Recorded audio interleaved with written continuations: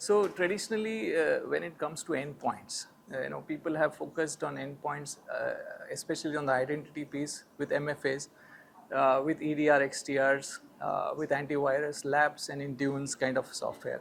Now, these softwares or these solutions actually address your endpoint security part. But one thing that is critically missing is the elevated access. How do you manage the elevated access on endpoints? And that actually defines the security on the endpoint level much better, much before the EDR XDRs come in. So this piece, I think, is an interesting piece that CIOs and CISOs should look at. Yeah, I mean, there are in a security business, there are multiple blind spots. It's always a Tom and Jerry game. The Tom is running with running into the holes, and the Jerry is trying to catch the the Tom. So in this Tom and Jerry game, there is no single blind spot, or there is no single loophole, or this thing. There will always be pieces where gaps will be there, and you need a solution to plug that gap.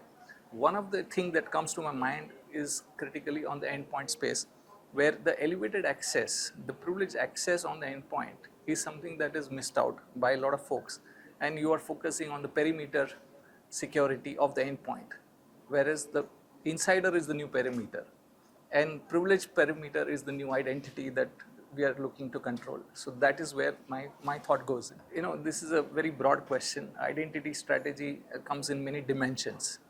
The first dimension is the user's dimension. The second dimension is the device dimension, and third device, which is the non-human identity.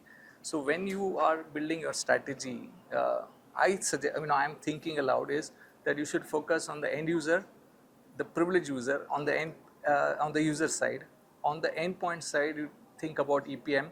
So PAM, IAM for end user, EPM for endpoints, and your non-human identities will cut across users as well as devices. So if you can focus on these things, I think that should be a roadmap for the next 3 years when it comes to identity security.